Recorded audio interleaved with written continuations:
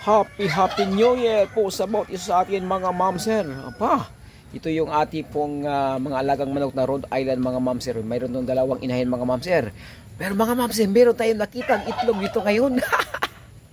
Happy New Year! Ay, bagong itlog mga mamser na okay yan oh. Kakaitlog lang yata ito. Ay, mayat init pa mga mamser. Ang laki. Jumbo na jumbo mga mamser oh. Yung ating pong itlog na ito sa Rhode Island mga mamser, na ang breeder po nito ay asil mga mamser, na crossbred po ng native chicken. Apa, sino kaya ang nag-itlog nito? Sino? Ito ba o siya ba mga mamser? Hindi ko napansin mga mamser, pero laki. Laki mga mamser oh. Oh, sa Rhode Island mga mamser. Yan oh. Dahil ngayon po ang tag-ulan po mga mamser ngayon, kaya maputik-putik ito. Eh bakit ka nga dito ka nag-itlog? Na meron namang nilagay akong itlogan dyan sa may taas oh. Bakit sa baba kayo nag-itlog? Ano kayong nangyari? Yun mga mamser, laki. Ayun. New Year na New Year mga mamser, meron tayong mga blessing. Wow! Diba? Libre nito mga mamser sa tipong pang-ulam mga mamser. Ito paborito po sa aking anak mga mamser, yung egg talaga. Yan mga mamser, tipong pinakain po sa ating pong mga alagang mga manok mga mamser dito ay mga ano na po mga mamser, yung mais na po mga mamser. Kaya mamaya papakita ko po sa inyo yung ating pong mga pagkain po nila. Pero tino mga mamser mais lang po yung ating pinakain, pero nag-iitlog po mga mamser. Ayan, jumbo na jumbo mga mamser. Kaya ito po yung ating pong mga alaga dito mga mamser. At dalawang klase po yung ating inaalagaan po dito. Ang isa po ay ang black meat chicken mga mamser. At ito naman, nagano po tayo ng Rhode Island for egg production mga mamser. Gusto po natin merong produkto na itlog mga mamser. Kasi yung ating pong mga alagang black meat chicken mga mamser ay meat type po mga mamser, dahil maganda pong benepisyo na ibigay po sa katawan yung black meat chicken. Pero mga mamser ito tingnan mo naman yung ating pong itlog po na sa Rhode Island mga mamser, organic mga mamser. Ay, yun pala, papakita ko po sa inyo yung ating pong pinakain po natin sa ating pong mga alagang manok, pati po sa ating pong mga black meat chicken mga mamser.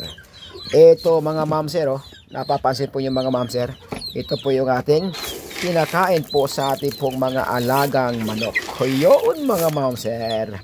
At siyempre naman marami po tayong stock dito mga mamser. Ayun, di ba? Ayun ang ating pinapakain po sa kanila. Ang hindi ko giniling mga mamser, talagang buo po yan. Yung butil talaga, hindi pa nakak mga mamser. Okay, konting pasilip muna sa ating black meat chicken. Marami na po mga mamser. Ayan po yung ating pong mga alaga. First batch na ating pong mga black meat chicken mga mamser. Ayan po yan At hindi ibig sabihin itim ang puti ang kanila pong balahibo, ay hindi po yan black meat. Black meat po yan mga mamser. Ayan po mga mamser. Ngayon po ay pakita ko po sa inyo. Meron po tayong mga black meat chicken na yung ibang mga inahin po mga mamser wala dito. Naggala po dito mga mamser. Ito mga mamser ito yung kanilang itlogan. Ayun. Ito yung kanilang itlogan mga mamser Ito, ayan. At meron na nga isa Ayan, meron isa. Ay, may init pa. Kaya yan, marami po yan. Nasa mga 8 po yung ating black meat chicken mga mamser na nangingitlog na. Kaya yung pinakita ko po sa inyo kanina na mga manok na sisiw ay yun na po ang black meat chicken. Pero mga mamser yun napapansin mga mamser dito ko po iniipon yung ating pong itlog po ng mga black meat chicken. Wow, di ba? Okay, ayos. Dito banda. Kasi dito mga banda mga mamser, yun ang mga yun ang naunang itlog. Papunta dito ay bago, luma. Yan po. Mga ilang days lang to mga mamser. Nasa 3 days po lang to mga mamser. Nag-itlog yung ating pong mga alagang manok. Yun. You know, di ba? Mga halos mga brown ay may mga white din. Pero itlog po yan ng black meat chicken mga ma'am sir. Ayan po mga ma'am sir. Ayan po yung ating pong update po sa ating pong pag-alaga po ng mga black meat chicken mga ma'am sir. Okay, di ba? Dito po ay meron pa nga hindi po nila nakain mga ma'am sir. Yan, mga mais mayan mga ma'am sir. At ito mga ma'am sir, kung ninyong mapapansin, bakit naglagay po ako ng ang tawag po dito ay ipa. Kung sa Bisaya pa mga ma'am sir ay tahop. Ito kasi ma'am sir, ito ay sa palay. Sa palay po ito mga ma'am sir. Yan o. Yung pang nagpagiling ng palay ay ito yung resulta na parang pinong-pino na po. Halo-halo na po itong mga ma'am sir. You know? Na palay. Yung ano niya. May tawag dyan na. Kalimutan ko na. Ipa ang tawag na itong mga ma'am sir. Ang sa Bisaya pa ay tahop. Yan o. O diba? Kung napapansin po ninyo yung ating pagkain po sa kanila. Natural na natural. Yan o. Mais mga ma'am sir. Okay. Yan po yan mga ma'am sir. Laking nahin po yan mga ma'am sir. Okay. Ha? Diba? Ito yung mga ma'am sir ha. Pakita ko po sa inyo ulit yung ating pong pagkain po nila. Yan. Diba? Okay. Dahil nakakamura po tayo nito. Carbohydrates po yan mga ma'am sir.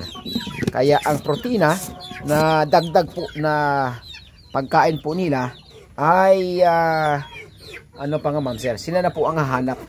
Siyempre naman, paano sila maghanap? Ay siyempre dyan sa mga gilid-gilid mga ma'am sir, sa may paligid mga ma'am sir ay marami po silang nakakain dyan na mga protina. Gusto po nilang may makain po sila ng ibang pagkain mga ma'am sir. At kung pag sila ay busog na doon sa sa tawag ito yung carbohydrates, corn, ay hanap layas sila, maglalayas yan mga ma'am sir. Hanap sila ng mga protina. Yung iba nandiyan doon sa may unahan nandoon sila. Okay, iba din yun yung ating Rhode Island mga ma'am sir. At dito ng Rhode Island hindi po natin pinakawalan sila dahil nag-observe po natin ito. Ati pong inoobserbaran yung kanila pong pag-iitlog, kung mag-itlog ba sila ng mais lang na ipakain sa kanila. Pero mga ma'am sir, ati pong napansin at nakita po natin na nag-itlog po yung ating Rhode Island mga ma'am sir. Diba? Kaya mga ma'am sir, napatunayan na po natin mga ma'am sir, diba? Na hindi lang commercial feeds ang nagpapaitlog sa manok mga ma'am sir, maging ang kanila pong pagkain po mga ma'am sir. Mais lang po yan mga ma'am sir ha. Pero ayan po yung kanila pong itlog mga ma'am sir. Okay, kakaumpisa na po mga ma'am sir na nag-itlog po yung Rhode Island nito mga ma'am sir. Yan, dalawa lang pong inahin to mga ma'am sir. Dahil nag-experiment lang po tayo mga ma'am sir. Ito pong pagkain nila. Kaya kinulong muna natin mga ma'am sir para sigurado dahil maulan po ngayon. Ayan po ang kanila pong itlog mga ma'am sir. Okay, shout out po sa lahat po ng ating mga secret viewers. Ito po sa bansang Pilipinas. Ayan mga ma'am sir. Diba, gusto ko lang pong ipakita ito mga ma'am sir dahil gusto ko po din pong kayo din po ay ma-encourage po na mag-alaga din po ng mga manok mga ma'am sir na hindi magastos. Kasi kung commercial feeds po yung ating papakain talaga, ay talaga namang magastos talaga ma'am sir. Pero gawa po tayo ng mga paraan at marami naman talagang pwedeng i-discarte mga ma'am sir. Depende lang po yan sa ating pong hilig po mga ma'am sir. Yan po. Ayan po yung ating pong pag-alaga po dito mga ma'am sir. Okay, shout out po sa lahat ating pong mga viewers at sa ating pong mga taga-subaybay sa ating pong channel na ito mga ma'am sir. Thank you for watching. Happy New Year to all. Happy New Year. God bless us all and to God be the glory.